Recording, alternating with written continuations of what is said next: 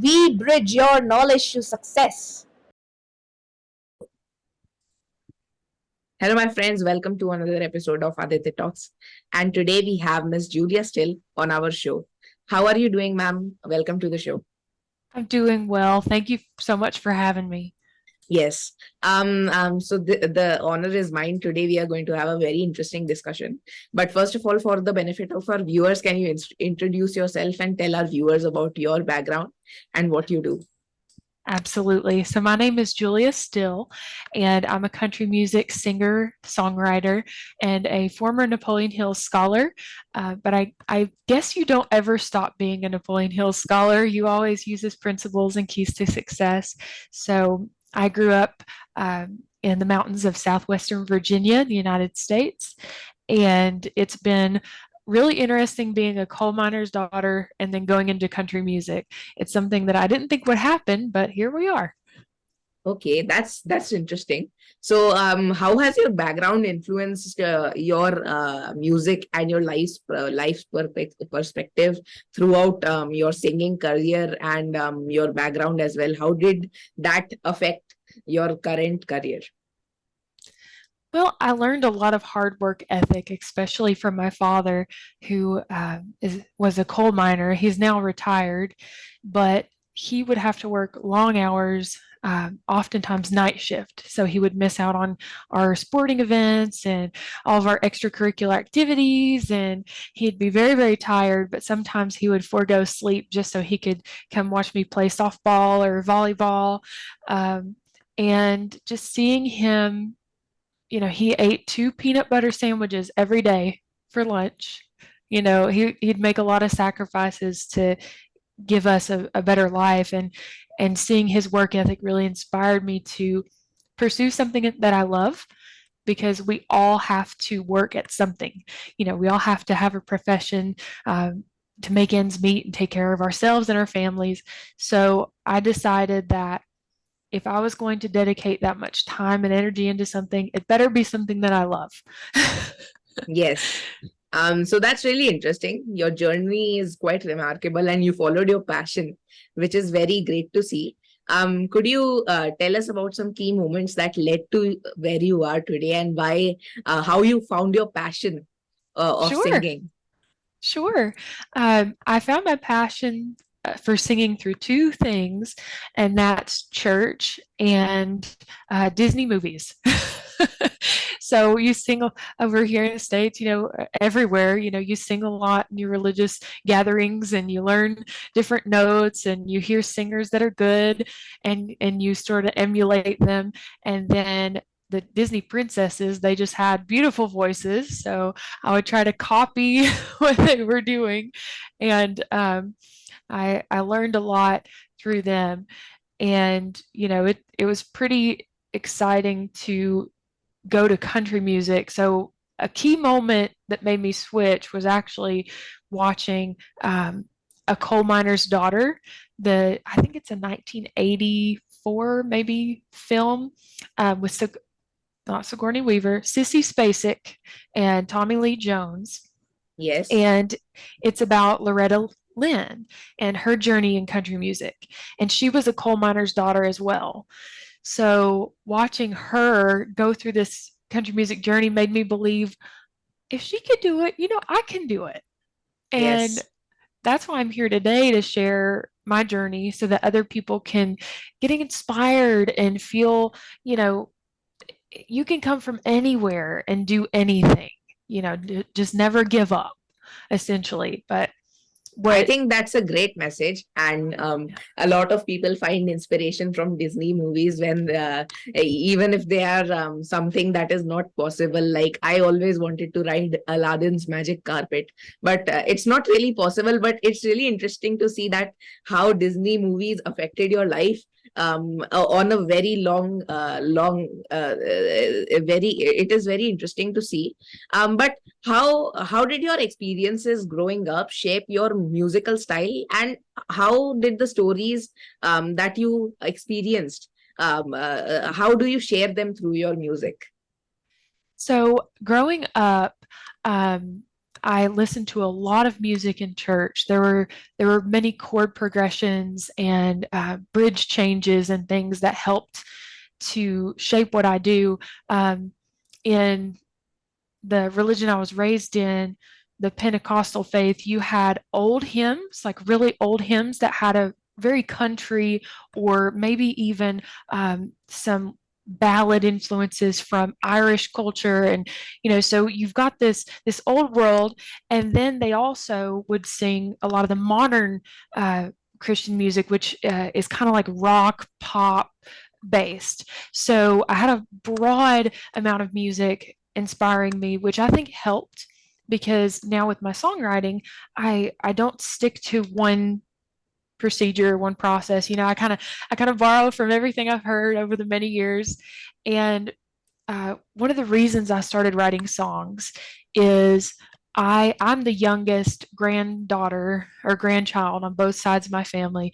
My mother has 8 brothers and sisters, and my father is the 11th of 14. So, which is not common anymore, but Yes. so being the youngest, I had to lose a lot of people that I loved, and music was an outlet for that grief. And writing the songs was a way for me to take my emotions and put them in a place that was safe.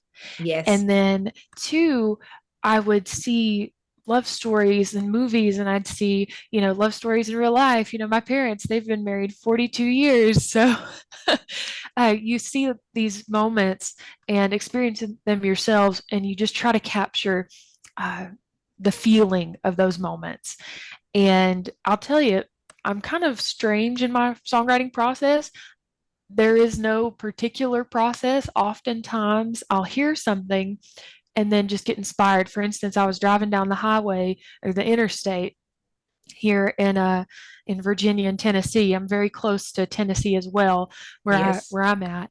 And I just started, this line came to me, 50 miles down the interstate, and I'm wondering if it's too late to turn around and shut it down, put the leaving on pause. And so just That's like a awesome. little, yeah, so just like a little, just doing something normal can spark inspiration when songwriting. And to me, words have a natural melody in my mind. So when you look at like just peach cobbler on the countertop. So peach cobbler on the countertop. Peach cobbler on the countertop, waiting for Mama's homemade ice cream. You can take just a simple phrase and listen to the natural cadence of how things are spoken, and then just add notes to them, and that's all music really is. And it takes its own rhythm. So That's that's really interesting. I'm pretty sure this is a very special skill because not many people can do that, at least not in my circle. Very interesting. So you're coming out with your debut album this year. Can you tell us about your journey from being a coal miner's daughters to becoming a very good singer? Can you outline your whole journey to the point till now? sure. So I started out, of course, coal miner's daughter. We were not wealthy, but we never went without food or without clothes or without a safe home. So I'm always grateful for that. I never had to suffer in those ways. But we weren't able to just go out and fund me touring anywhere. Yes. I couldn't travel and sing in places, and I couldn't do a lot of things that that I'm doing now, because there just wasn't funds to do it. Yes. Um, Whenever I was working for Belle, a clothing store over here in the States, that was my first job. And this beautiful, tall, older couple comes in, and I was just helping them in the men's clothing department, looking for some type of shirts or something. And where he was tall, it was always hard to find him shirts that were long enough on the sleeves. And so we were just chatting, and I'm always pretty chatty with people. Yes. And they asked me what I was doing in college, and I said, well, I'm pursuing English, but I'd really, really love to do music. And they said, well, oh, our son actually has a recording studio. So I reached out to their son, and he is a Grammy winning producer, and he masters things. So he worked on Ralph Stanley, who's really big in bluegrass over here, but he's since passed. He's one of the elder generations of bluegrass, but he worked on his portion in a film called "Oh Brother, Where Art Thou?" So he won a Grammy from that soundtrack. But anyway, I spoke with him, and I had 5 songs I wanted to record, Yes. and he said it would be about $4,000. I said, okay, thank you. But there's no way.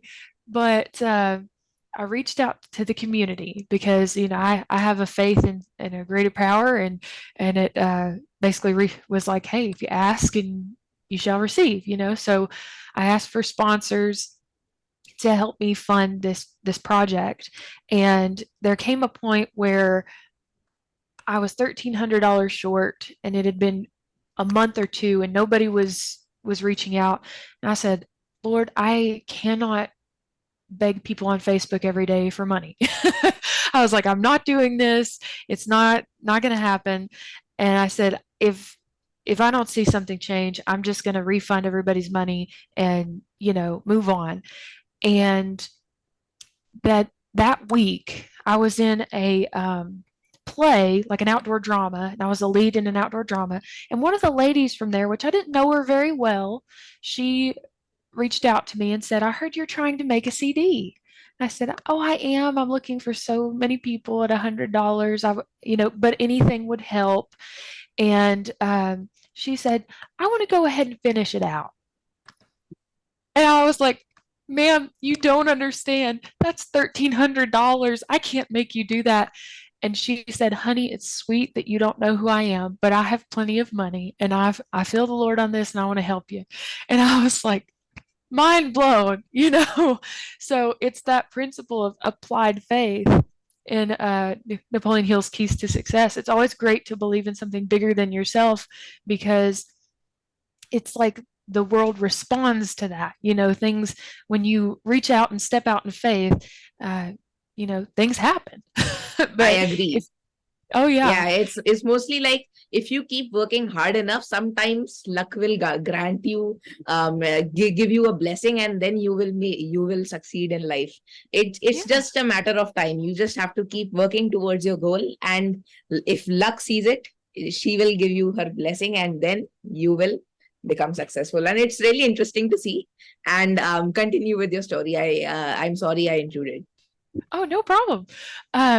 So once I made that demo CD, it was about a year later that I get a call from the gentleman, and he said that a record company was being formed, and he gave me their name, or gave them my name, and I've been signed with them ever since. So it's been several years. It takes a lot of time to move in the music industry, and there's no such thing as an overnight success. So, it's very rare. It could happen, but it's very, very rare. So it's a lot of years of hard work. And with the album itself, I wrote those songs over a period of probably about 10 years and recorded them over 3 years maybe. But the inspiration for music in general for me is giving people a place to feel, because we hide from our emotions a lot during the day. We don't have time for them. You got to go to work, go to school, take care of family. You've got so many things that pull you different places that we kind of push emotions back. And music is a safe place to feel those emotions and to really share in the human experience, because we all have pain, we all have joy, we all have love. And I feel like that's where we can really find common ground, is through music and through those shared experiences. Yes. So that's really interesting. So creating an album involves a deep level of artistic expression, and I am sure you have a lot of it. So how did you go about selecting those songs and crafting a cohesive narrative for your whole album? And can you tell us what it is? So for this album, it's called Hard to Believe because when my record label came to me and said, "Hey, we've got a finished album and it's coming out March of I believe it was March 2017, March 17th of this year, pardon me." And I said, "It's hard to believe it's even happening." And I was like, "Oh, there you go. Hard to believe," because it's just so surreal to have a full-length album out there for people to listen to. But as far as choosing the songs, they were all from a similar part of my life where, just right after high school and first times experiencing dating and the issues and the joys that come with that, and just that period where you're just first stepping out into the world and it's hard to believe that you're here. When you're a kid, you're like, oh, I can't imagine all these things that happen once you become an adult, but once you get there, it's like it's hard to believe I'm here. I've heard people talk about it. But here we are. I'm married now, and I found that love. But that first album was really about finding that love and experiencing life and sharing my struggles. Yes, this is really interesting and it's relatable to many people. Many people experience problems and sharing them through music. I think that's really interesting, and it's really interesting to see your album. And moving on, you have mentioned Napoleon Hill many times. So, can you tell us about the keys of success of Napoleon Hill, and what are they, and how did they impact your journey up until now, and how did they help you come to this point in your life? So some of the most important keys to success, we mentioned the one, applied faith. So I won't touch on it too much. Yes. But definitely find something to believe in bigger than yourself because there are hard days.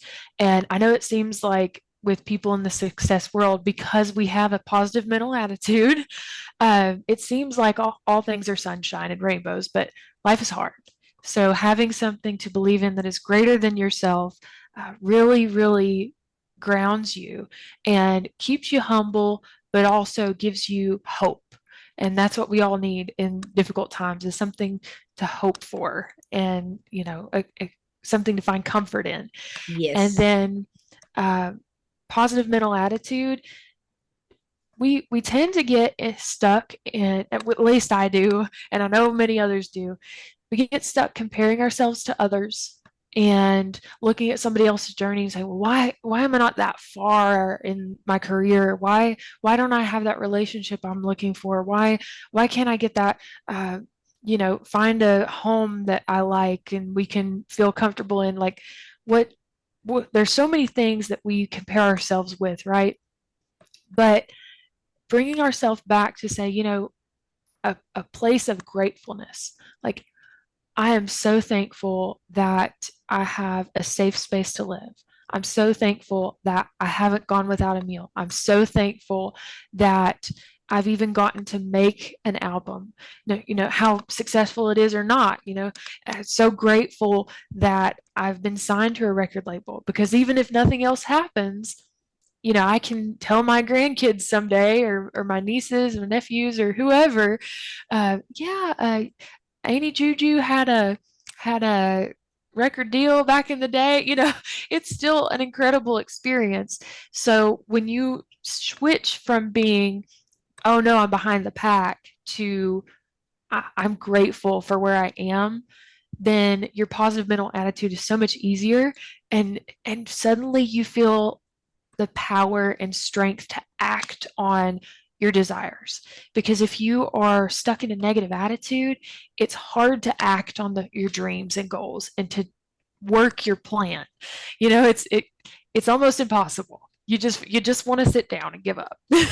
Yes, I think many people have been there in life, because at one point in life, everybody has an impossible dream or something that they view as impossible. Because as I think that nothing is impossible in life as long as you have the determination and the time to fulfill your goals. And I think this positive attitude goes a long way when you're working towards your dream, because this is a very it's like a desert almost. You have to walk uh, a long way before you see water or anything. So it's really interesting.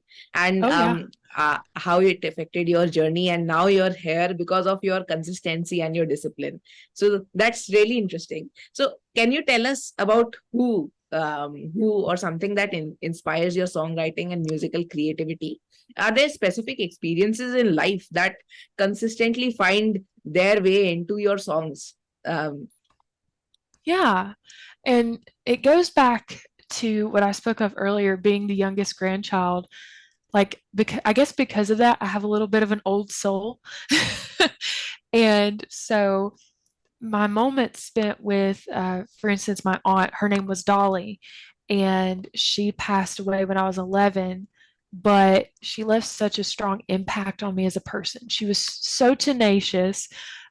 She laughed at one day at a movie we were watching because the character said, "Oh, honey, I've been married 3 times," and she just started cracking up. And I looked at her funny, like, "Why are you laughing so much at that?" And she goes, "I've been married 4." And I was like, "Shoot, Dolly, you're silly." But she was a drag racer when she was younger, so she would get in fast cars and just go for it. And she lived alone in her latter years, but she was always 100% true to herself. And she said, "Darling, you can never, don't answer to what they call you. You know, they can only truly call you what you answer to." Because I was dealing with bullying in school, and I realized that's so true. You know, we can allow people to label us, but only if we let them, you know. yes. So if we don't answer to those labels, or if we don't answer to those names or those hurtful comments, if we don't take offense, then, you know, it doesn't harm us. Yeah, it doesn't matter. It's all mentally happens. If you take heed to someone, they will keep demeaning you and they will keep going after you. Just don't pay heed to that. Work towards your dreams and ignore all of that, because in the end, if you win, all of those people will be jealous of you, and then they will start to support you as the herd comes in. So there is no Yeah. problem. um Yeah. as someone who has pursued your own passion and has achieved somewhat of a success in that industry, and I'm sure you're going to be very successful in the future, can you tell us how other people can also find their dreams and passion and follow it and be successful in life? Absolutely. And it's very easy, but it's also very hard. Two things. One is being willing to take calculated risks. It doesn't mean like throwing away your job completely and just starting playing guitar on the side of the road. Don't do that. Because, you know, that may not get you fed and safe.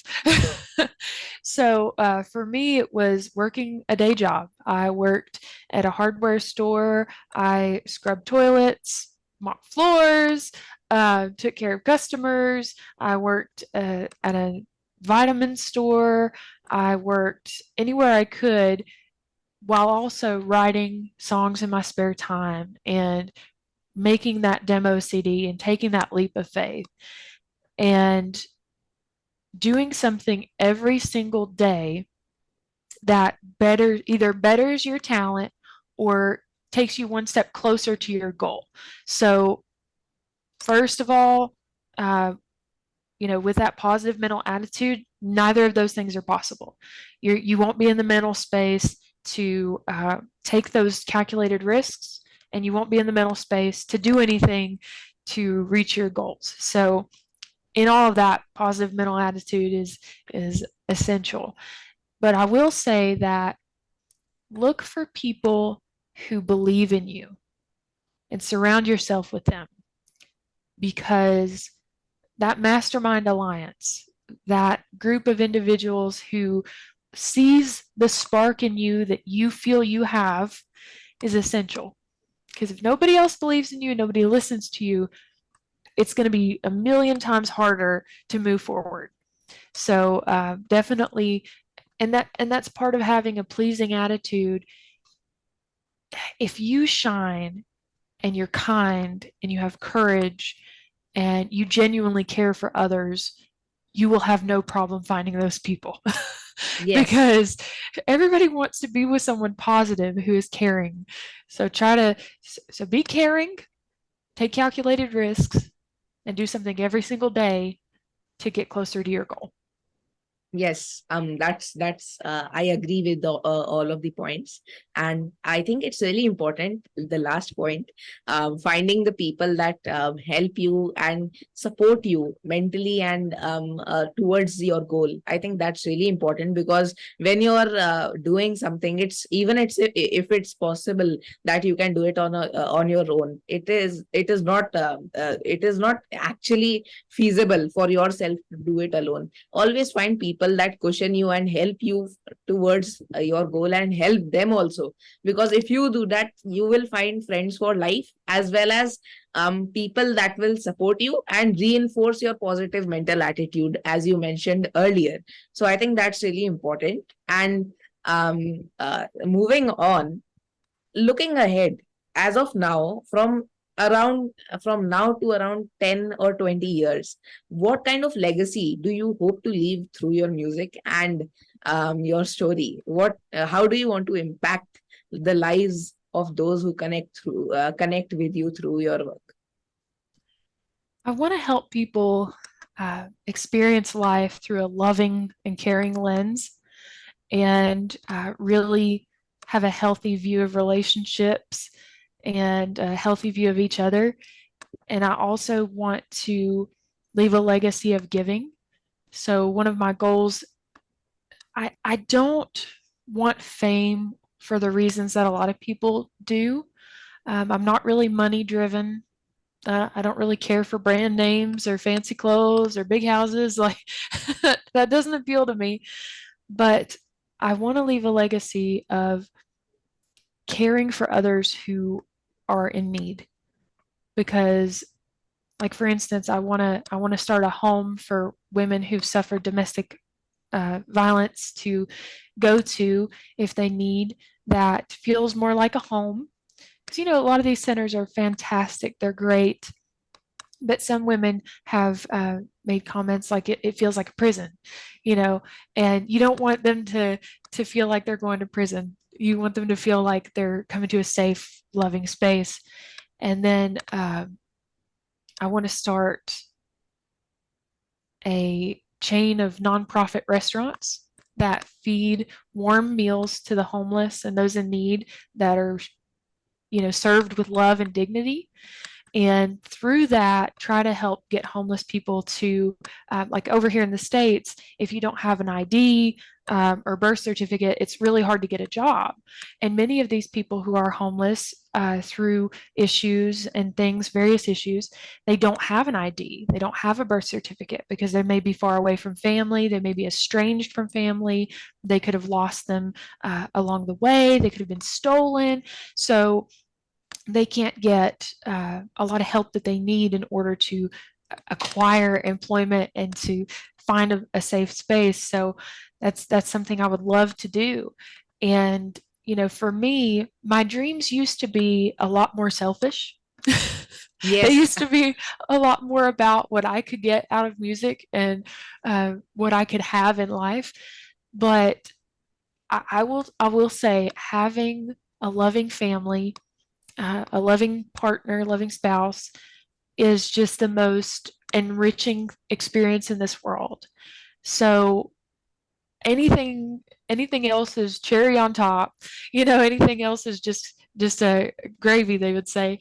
But Yes, I think that's very transparent, and it's very selfless of you, and that's great to see. And helping others is not something that comes to many people's mind when they think of something that they would like to achieve in the next 20 years. And I'm really happy to see that you have that kind of outlook towards life and your dreams.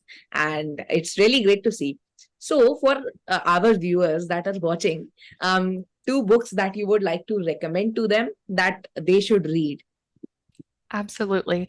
The first and foremost is Keys to Success by Napoleon Hill. There are different versions out there, but I love the principles of success as well. And then any kind of religious text, the one that, inspires you, because like I said, applied faith is one of the most important things that in my life. I feel that without it, I would not be where I am, and I would not have the emotional stability that it takes to pursue my goals. Yes. So two books that are mentioned. I will post the links in the description. And thank you, ma'am, for these books. And now, as a singer, can you tell me, can you give advice for any viewers that would also like to become singers in the future, or also want to venture into the music industry in the future? What is your advice for those youths and young individuals watching? Do your best to learn and master an instrument of some kind, whether it be guitar, piano, anything that is within your genre that you're looking to perform in, because having a musical talent as opposed to just singing is very important. And then also learn as much as you can from free sources like YouTube, what have you, about the industry itself, especially digital means of production. So nowadays, you don't even have to have a recording studio. A lot of times you can use your computer to make an entire arrangement. So try to learn as much as you can about the digital production of music and an instrument itself, because when you put those two things together, you have a lot more capabilities. Thank you. And I hope a lot of people were inspired from this video, because it's really interesting, and your journey is a bundle of inspiration for many. And I hope I was inspired. I was inspired throughout this discussion. But can you tell us two people that you would like to see on the show that you know? I know. I would love to see Don Green at some point, which I don't know if you've ever had him on here. And then there's another gentleman from my area named Chandler Cole. He pursues the wrestling and things like that. So he's very very inspiring as well. Yes. Thank you for that. And so thank you, ma'am. Can you lastly, second last question, could you sing one of your songs, one of your songs from your coming album, and for our viewers, so that they can get a little bit of a sneak peek from your album, if a little snippet is possible? Sure. Try so hard to catch your eye, to turn your head around. I shot too high and found myself falling to the ground, 'cause I'm stuck on you,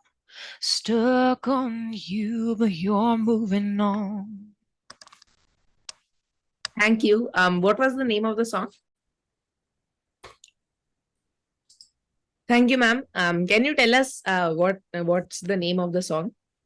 Yes, it's called Stuck on You. And it's about a boy that I was stuck on. I had a crush on him, but he did not have a crush on me. And for several years, I thought, someday, but no, wasn't meant to be. Ah, okay. So when is the album going to release? It's already out. It's available on Spotify, Apple Music, Pandora, anywhere that you stream music, you should be able to catch it.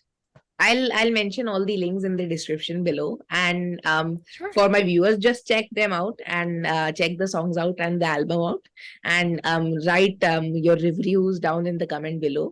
And lastly, ma'am, I hope you enjoyed this episode, and please advise what unique thing you have liked about Aditya Talks and what changes that we should incorporate to improve the experience of our viewers. I think it's wonderful what you're doing, and I don't see any changes, but I'm not very well versed in on YouTube videos or anything like that. So I guess I'm not the person to ask, but you do a wonderful job, and thank you so much for having me on your podcast today. Yes. Thank you. Thank you for coming on the show, and I hope you enjoyed, and I hope my viewers, you also enjoyed the discussion. And so let's see you the next week, my viewers. Ciao for now. Bye bye.